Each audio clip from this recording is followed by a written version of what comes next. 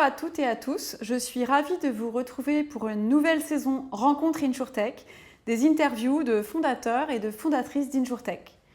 J'ai le plaisir aujourd'hui de recevoir Mathis Batoul. Mathis, vous êtes le CEO et le cofondateur d'Estali. Bonjour Mathis. Bonjour Nelly. Mathis, quels sont les points clés de votre parcours et que représente pour vous l'entrepreneuriat ? Alors du coup oui, je suis Mathis Batoul, je suis le fondateur et CEO d'Estali. J'ai 27 ans et j'ai grandi en banlieue parisienne, à Palaiseau, dans une famille très bien. Mes parents étaient cadres et j'ai eu une enfance très heureuse, dont je suis très reconnaissant. Et en fait pour mes parents, les études étaient hyper importantes. Mes deux parents sont des scientifiques, ils ont fait une thèse de physique tous les deux. Et donc l'éducation et le parcours académique étaient hyper importants pour eux. Et donc c'est à eux que je dois globalement disons, mon parcours scolaire. J'ai eu la chance de faire une prépa, d'intégrer HEC en 2017. À HEC, j'ai fait plein de choses. Je me suis un peu éloigné du cursus habituel en fait, des étudiants en école de commerce. J'ai toujours été passionné par l'informatique, la programmation. Et en fait, j'ai décidé de profiter du temps que j'avais là-bas pour disons, développer ces choses-là. J'ai aussi fait un peu de maths en parallèle. Et donc tout ça pour dire que j'ai toujours eu envie de monter une entreprise. Je sais pas, ça vient un peu ça vient de l'intérieur de moi, quoi. Je ne sais pas trop pourquoi. Ma mère m'a aussi beaucoup inspiré puisqu'elle a été entrepreneuse en fait toute sa vie. Elle a monté plusieurs sociétés et elle continue aujourd'hui. Elle est très impressionnante. Et c'est une femme qui a une énergie de dingue et qui m'inspire beaucoup. Et donc j'ai toujours eu envie de faire ça. J'ai jamais trop su dans quoi, c'est-à-dire dans quelle industrie, quel type de modèle. Mais voilà, c'était une conviction que j'avais depuis toujours et j'ai décidé de sauter le pas assez tôt, disons, puisque j'avais 25 ans. Et Mathis, comment est né votre projet ? Comment cette idée est venue justement ? Alors Estali, c'est d'abord, bon, c'est un peu bateau de le dire, hein, mais c'est une rencontre d'abord, puisque j'ai rencontré mon associé Youssef en 2019. Et moi, à l'époque, j'étais en stage dans une start-up de l'immobilier et je réfléchissais à ce que je voulais faire après mes études. J'aimais beaucoup les boîtes qui, disons, développaient un service tech, mais qui le mettaient au service de l'économie réelle. C'est un terme très vague, on ne sait pas trop ce que ça veut dire, mais je n'aimais pas trop les boîtes très infra, très tech, très complexes. J'aimais bien les trucs très simples, mis à disposition des gens de tous les jours, quoi, finalement. Et j'étais inspiré par une boîte qui s'appelle Alma, qui fait du paiement fractionné, et dont l'idée, en fait, au début, c'était de rendre accessible ce service à tous les commerçants, et pas uniquement aux très, très grandes entreprises, très grandes enseignes. Et donc j'y réfléchissais beaucoup et donc en 2019 je rencontre mon associé. Bon, lui c'est un type qui a été biberonné à l'assurance, il n'y en a pas beaucoup, il y en a quelques-uns. Son père était assureur, sa mère est encore courtière en assurance et donc l'assurance il connaissait un petit peu et il avait envie de monter quelque chose là-dedans. On s'est retrouvés là-dessus, on en a parlé pendant plusieurs années et en fait le déclic est venu quand ils étaient en stage à HEC avec Karim en stage ouvrier chez Darty. Vendeurs chez Darty, on les formait, on les incentivait à la vente d'assurance affinitaire. Et en fait, ils se sont rendus compte que globalement, l'expérience client avec ces produits d'assurance affinitaire était pour le moins pas dingue, voire assez catastrophique. Contrat pas clair, pas transparent, difficile à comprendre, service client inexistant. Mais que pour autant, en fait, les grandes enseignes généraient beaucoup de marge avec tout ça. Et donc, on est venu à la conclusion qu'en fait, c'était un truc qui faisait vachement sens pour les distributeurs. Mais qu'il y avait vraiment une expérience client à réinventer. J'ai fait le parallèle avec Alma, je me suis dit en fait bien sûr, c'est une évidence. Et c'est pour ça qu'on a créé Estali. Donc avec Estali, si on se focalise là-dessus, quelle est votre proposition de valeur ? Alors on en a deux. Pour les consommateurs, en fait on permet aux consommateurs de protéger disons, tous les achats qui comptent partout dans le commerce. Donc aujourd'hui on couvre des verticales comme les bijoux, les montres, les vélos électriques, les trottinettes, les smartphones, en gros tous les objets de valeur que les gens achètent. On leur propose des garanties pertinentes qui les couvrent contre les risques du quotidien, la casse, le vol, l'oxydation, etc. Avec un service client exceptionnel, on répond en 5 minutes, tout ça va très vite et très fluide. Et on le fait en permettant aux commerçants de proposer ce service directement au moment de l'achat à leurs clients, en ligne et en magasin. Et pour les commerçants, on essaye aussi d'en faire bien sûr un service très vertueux pour leur business, générer des marges additionnelles, fidéliser leurs clients. Et dans un contexte où en fait c'est très difficile pour eux de se différencier et où les pressions sur les marges sont assez importantes pour les détaillants. On a la conviction que c'est un service, c'est un vrai catalyseur de business pour eux. Et plus spécifiquement, quelle est votre cible de clients ? J'entends à la fois le client final et puis donc les retailers, les intermédiaires. Et combien est-ce que vous visez de clients d'ici 3 ans ? Alors les clients, c'est vous, c'est moi, c'est globalement tout le monde, puisque même si tout le monde n'achète pas les mêmes choses, on achète tous des objets de valeur. Donc finalement, on adresse, tous les pans de la population. Des gens qui ont beaucoup de moyens et donc qui font des achats importants, comme par exemple des vélos électriques, principalement dans les grandes villes, mais aussi des gens qui ont un pouvoir d'achat plus limité et pour qui en fait acheter un téléphone à 400 €, c'est une vraie dépense et leur pouvoir de rachat n'est pas du tout garanti. Donc l'assurance pour eux, c'est un moyen aussi de s'assurer que s'il arrive un problème à leur produit, on s'occupera d'eux. En termes de plus de distributeurs, on adresse tout type de distributeurs. Comme je l'ai dit, on adresse le e-commerce mais aussi le retail. Et ça, c'est une spécificité de ce qu'on fait. On est vraiment au service aussi des retailers physiques, des petits entrepreneurs, des petits patrons qui montent une affaire de commerce. Donc plutôt des petits et des moyens. On n'adresse pas encore les grands comptes, mais c'est pour bientôt. Encore une fois, sur tout type de vertical. Et à 3 ans, c'est combien de clients? Alors aujourd'hui, on travaille avec 300 commerçants.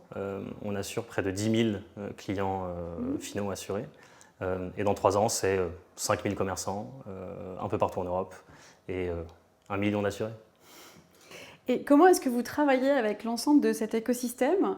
Avec quelle grande famille? Avec les assureurs, les retailers? Enfin, quels sont un peu les acteurs avec qui vous travaillez? Alors on est courtier, nous, chez Estali.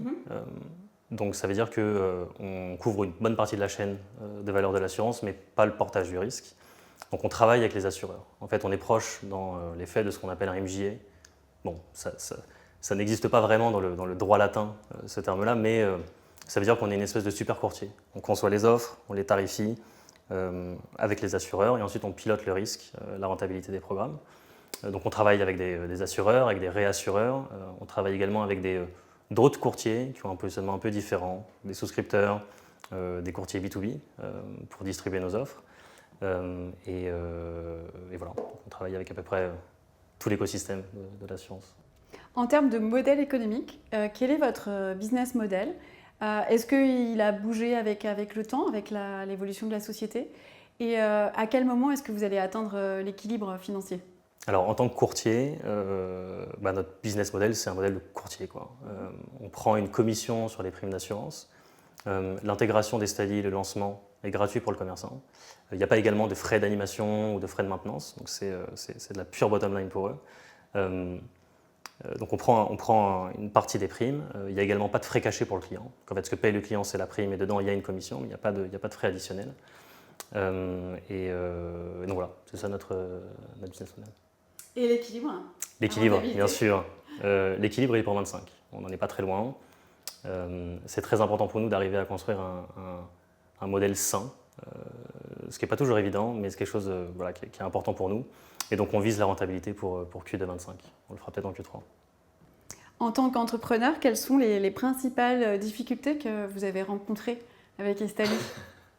Alors il y en a tous les jours. Je crois que la première, c'est que en fait, l'assurance, c'est une industrie où la confiance est hyper importante. Et en fait, quand on n'en vient pas, c'est difficile de faire son trou dans l'industrie. Et comme je vous le disais, on a monté la boîte à 25 ans, sans expérience ou presque professionnelle, certainement pas dans l'assurance en tout cas. Et donc le point de départ, c'était de trouver des premiers partenaires assureurs pour développer nos offres et pour être en mesure d'opérer l'activité. Et donc ça a été compliqué. On y allait un peu dans le dur, on a contacté plein de gens. On a réussi à signer un premier partenariat avec Covéa, qui est un acteur très bien établi, qui a très bonne réputation, qui est très sérieux. Et je crois que ça nous a mis dans les meilleures dispositions pour par la suite travailler avec d'autres et développer l'activité. En termes de facteurs clés de succès, pareil, quels sont les facteurs clés de succès importants pour Estali? Alors il y en a plein. Je crois que le principal, c'est tenir la promesse qu'on fait à nos clients, puisque l'assurance affinitaire, c'est un peu le vilain petit canard de l'assurance. Bon, déjà, c'est un terme assez mal défini. Affinitaire, qu'est-ce que ça veut dire? Ça a plusieurs acceptions. C'est un marché sur lequel il y a eu pas mal de scandales, c'est un marché de filou, quoi, globalement. Et nous, on essaie de changer ça profondément. Et donc, on fait une promesse très forte à nos clients d'indemnisation, de réactivité, de fluidité. Et pour nous, c'est hyper important de la tenir et je pense que ce sera déterminant dans notre succès. Le deuxième point, c'est un point d'internaliser tout ce qui est très important pour bien faire ce business. Donc il y a deux choses, il y a la gestion de sinistre. Pour nous, c'est important de la garder parce qu'encore une fois, c'est comme ça qu'on a la main sur finalement le service qui est rendu au client. Et il y a aussi un deuxième point, qui est peut-être un peu moins intuitif, c'est l'animation commerciale. Mais quand on parle de scandale en fait, dans l'assurance affinitaire, on se rend compte que souvent, le problème, c'est les pratiques commerciales. Et donc pour nous, c'est aussi très important d'avoir la main sur toute la chaîne sur comment est vendu le produit, de quelle façon, qu'est-ce qu'on dit au client, quelles promesses on lui fait. Et donc tout ça, on l'internalise et on développe plein de choses autour de ça.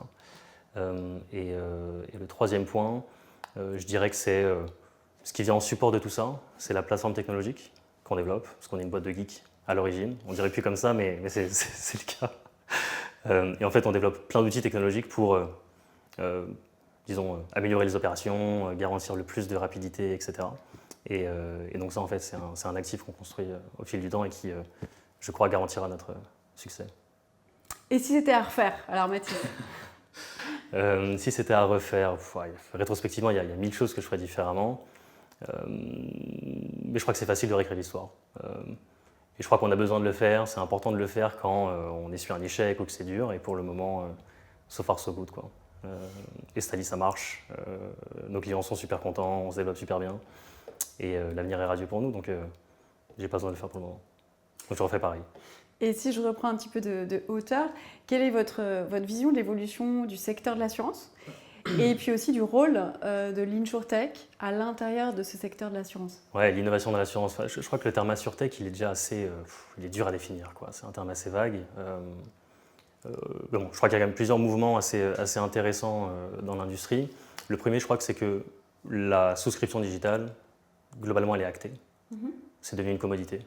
Tout le monde le fait. Tout le monde le fait globalement bien. Il n'y a plus vraiment de sujet à ce niveau-là. Donc il n'y a plus vraiment d'innovation, je crois, à trouver là-dessus, si ce n'est avec l'IA peut-être, pour personnaliser encore plus la souscription, proposer quelque chose de très rapide, de très personnalisé, de très fin aux clients B2C ou B2B.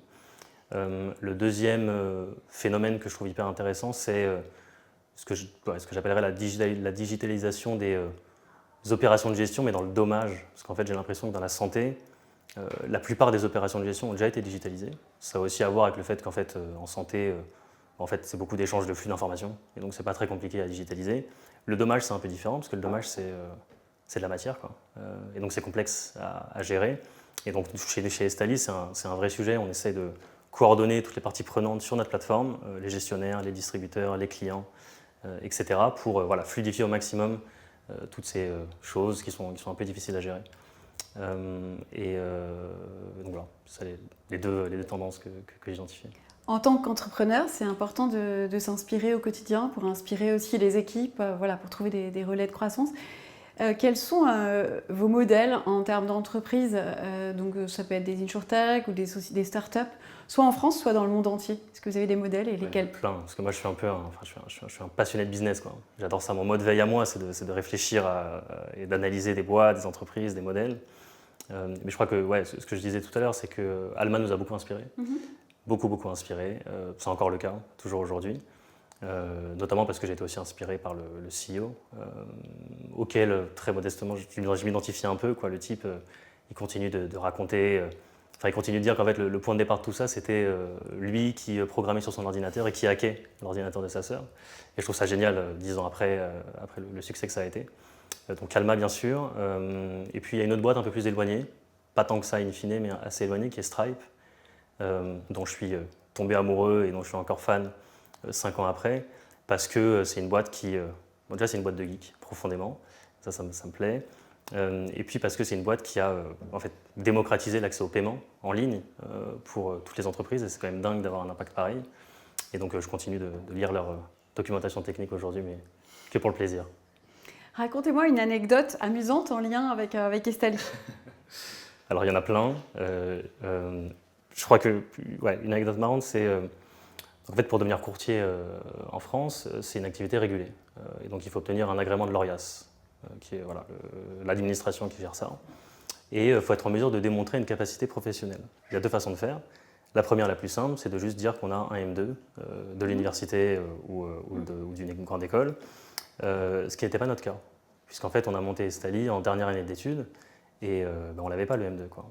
Et donc, en fait, on a dû passer par la deuxième option, qui est de se taper un MOOC de 150 heures pour démontrer qu'on a acquis tous les savoirs fondamentaux pour bien exercer ce beau métier qu'est le courtage. Et ce qui est marrant, c'est qu'on l'a fait dans un temps assez record, puisque en fait, on a décidé de faire la demande après avoir monté la boîte, après avoir signé des premiers clients, après avoir signé un partenariat avec un assureur. Il nous restait 3 semaines avant de commercialiser. Et donc Youssef, Karim et moi, on s'y est mis et on a mangé le MOOC en 3 semaines, ce que je ne recommande pas. Il n'en reste plus grand-chose et c'est important d'acquérir ces savoirs fondamentaux, mais voilà, parfois l'entrepreneuriat exige qu'on prenne des raccourcis. Estali, pourquoi ce nom pour votre InsurTech? Alors l'histoire est un peu nulle, c'est ce que m'avait dit la partenaire du fonds auprès de qui on a levé la dernière fois. Mais en fait, Estali, c'est un terme basque, ça veut dire protéger en basque. Et donc, c'était juste avant de lancer la boîte. À l'époque, on s'appelait Protech, ce qui est quand même assez catastrophique. Et donc, je cherchais et j'étais parti en vacances à Biarritz pendant une semaine. Et ce que j'avais l'habitude de faire à l'époque, quand je lançais des petits projets, des sites web, des trucs, c'est que je choisissais une thématique et je traduisais des termes en lien avec cette thématique dans plein de langues différentes sur Google Translate. Et donc j'ai eu la bonne idée de traduire le terme protégé en basque, ça donnait Estali. Je trouvais ça joli, je trouvais ça élégant. Il y avait un i, on a retiré le i, on a mis un y parce qu'on est une start-up. Merci beaucoup Mathis Batou. Merci Nelly. Vous êtes le CEO et le cofondateur d'Estali. J'ai vraiment été ravie de vous recevoir et d'échanger avec vous. Je vous donne maintenant rendez-vous pour un nouvel épisode de cette passionnante série. À très bientôt.